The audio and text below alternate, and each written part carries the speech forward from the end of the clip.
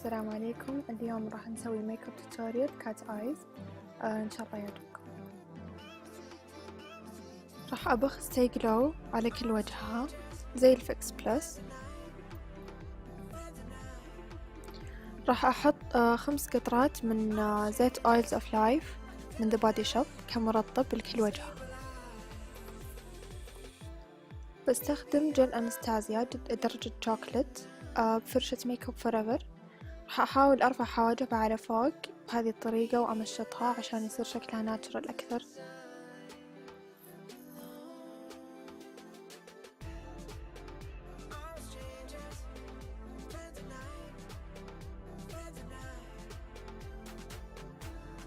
ما راح ارسم كل الحاجب، راح يكون بس تعبئة فراغات زي ما انتم شايفين بهذه الطريقة. راح استخدم عجلة كاريلاين درجة بي عشان احدد رسمة الحواجب وانظفها. من تحت اللون الفاتح والغامق ومن فوق اللون الغامق بس. والحين راح نبدأ بالدمج. طبعا جالسة استخدم فرشة من باليت نيكد 2 من Urban Decay.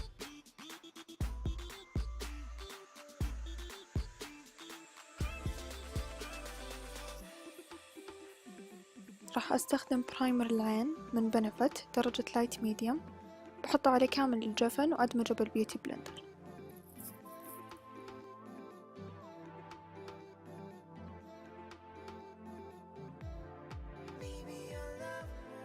والحين راح اسوي كونتور للعين ببرو كونسيلر درجة توست.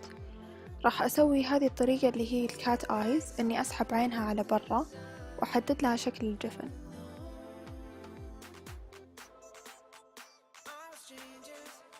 ابدأ ادمج هذا الكونتور الكريمي بفرشة دمج من زويفة، ما اطلع عن الخط ابدا وارجع ادمجه بالبيوتي بلندر.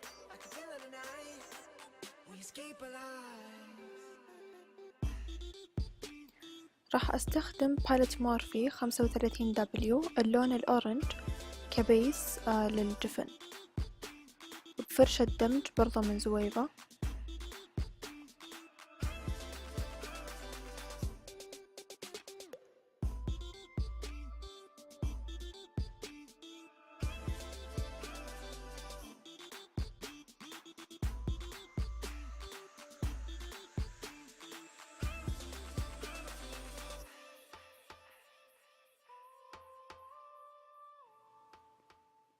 ناخذ اللون البني الفاتح ونحطه بس بطرف العين عشان نغمق اللوك ونسحب العين على برا. وهذه فرشة دمج برضو من ماك رقمها 217.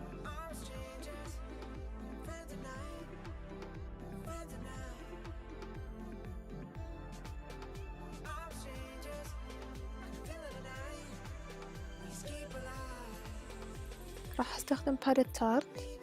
راح اخذ اللون البني والاسود عشان يطلع اللون وسط. راح احطه في برضو نهاية العين واسحبه على برا عشان يطلع اللوك سموكي بس من الاطراف.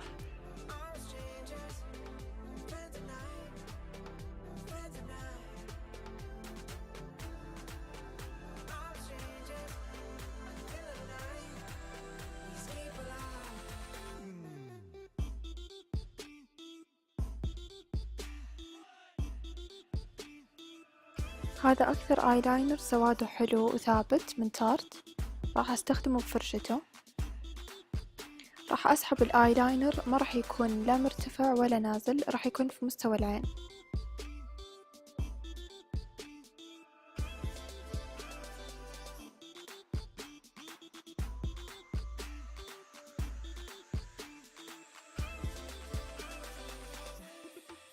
راح يكون بس في طرف العين وفي مدمع العين عشان العين ما تصير دائرية لو حطيناها من النص.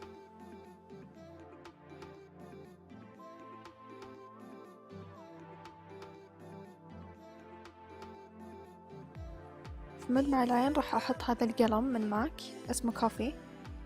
اخترت ان اللون يكون بني عشان ما يصير مرة حاد الشكل عند مدمع العين.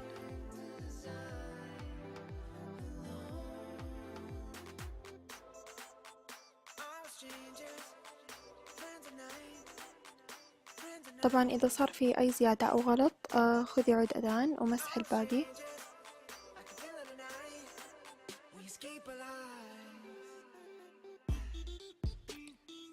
اخترت هذا الجليتر لأنه سمبل، ما أبغى يكون اللوك أوفر، من بيلا بير، هذه الدرجة حقته.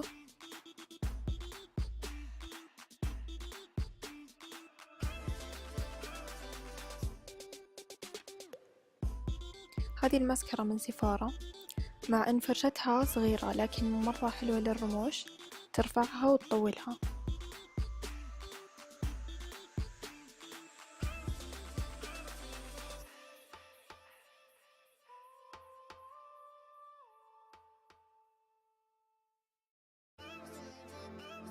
راح أخلط هذول النوعين من الفونديشن، استيلادر دبل وير درجة 2W2 وماك ستوديو فيكس درجة NC 15.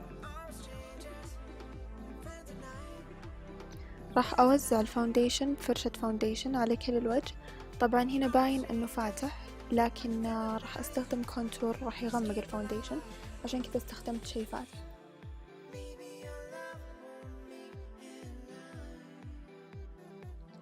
والحين ندمج الفاونديشن بالبيوتي بلندر.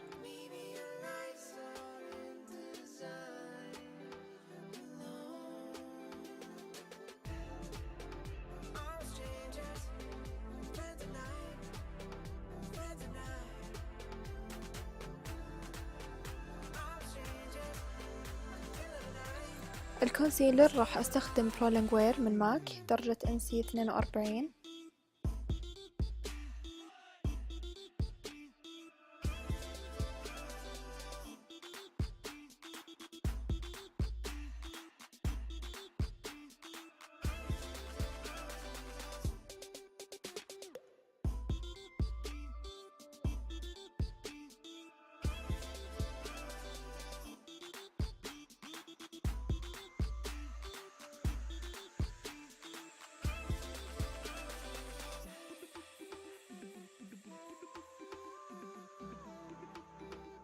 فاونديشن ستيك من ميك اب فور ايفر راح استخدمه ككونتور درجته 178.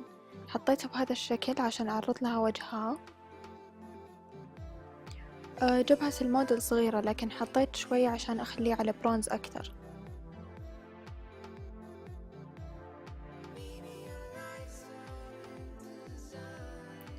راح ادمج الكونتور بفرشة الدمج هذه، بعدين نطبطب بالبيوتي بلندر، بس أهم شي يكون الدمج بشكل دائري.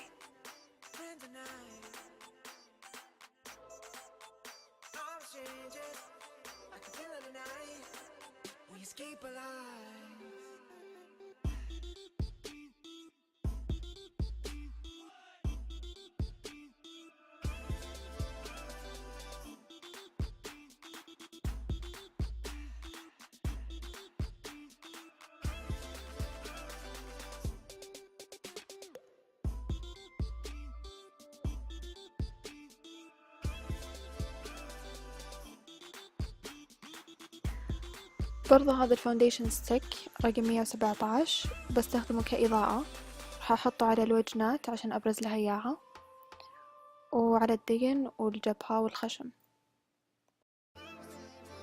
حطيت لها إضاءة تحت كونتور الخد عشان أبرز لها الفك.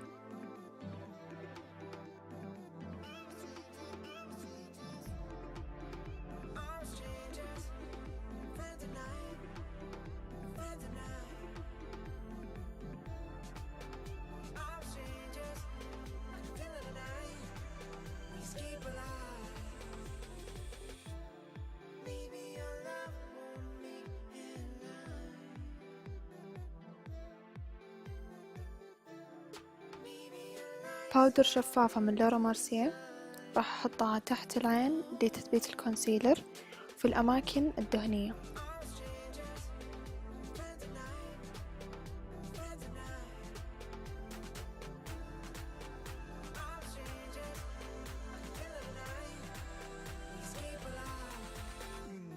كونتور باودر من ذا بان راح أحطه تحت عظمة الخد عشان أبرز لها الخد ونزيد حدة الكونتور.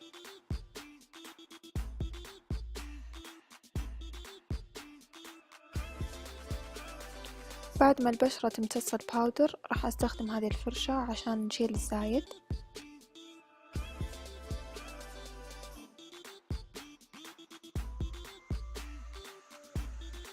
نرجع نرفع الخشم بنفس الكونتور من ذبال. بنسل برش عشان يصير خط نحيف، لأنه كل ما عرضتي الخط كل ما بالعكس ما نحف كبر أكثر. بلاشر من ماك درجة كوبر تون.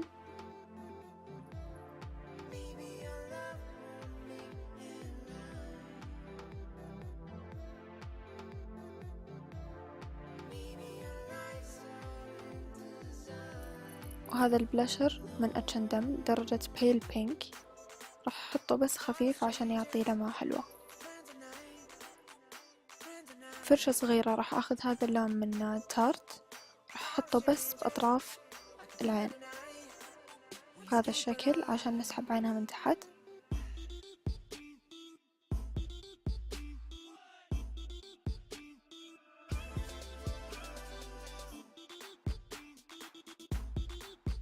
راح اخذ اللون الاسود فرشة مشطوفة عشان نزيد حدة العين.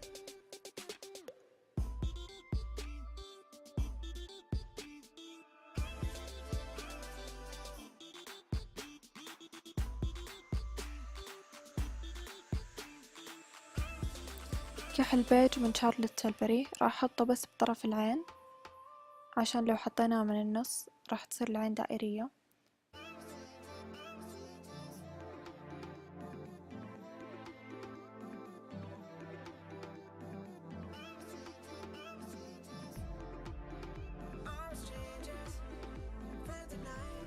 هذه الإضاءة من أرتست كوتور، راح أحطها على الوجنات وعلى الدقن وشوي في الجبهة.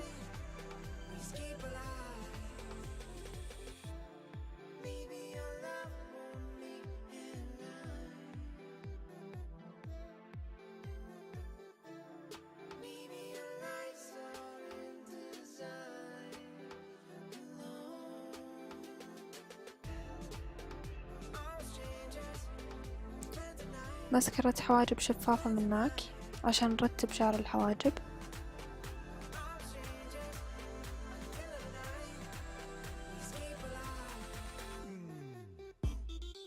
كونتور الشفايف من محدد أفرشين درجة 507.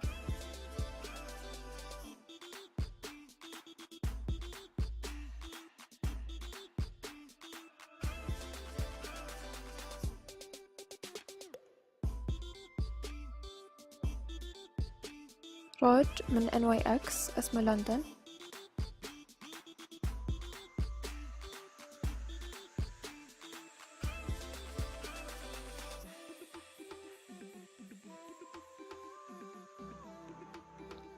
راح أحط هذا الروج بس في السنتر حق الشفايف من بيوتي كولر درجة 310. راح أدمجه مع الروج الثاني بفرشة فرشة دمج للشفايف. راح أنظف الشفايف بنفس الفرشة اللي نظفت فيها الحواجب ونشيل الزايد.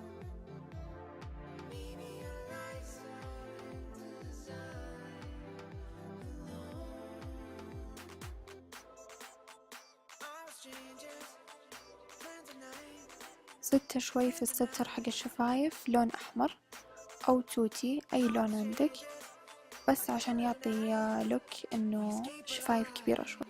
راح أستخدم رموش خلدة لاشز وصمغ هدى بيوتي.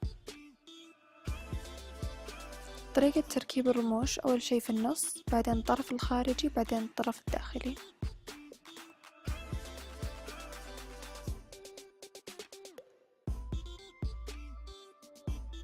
وبكذا يكون اللوك انتهى. أتمنى أنه عجبكم، ولا تنسون لايك وسبسكرايب. وهذا الأكاونت حق المصورة وأكاونت الميك اب حقي في انستغرام.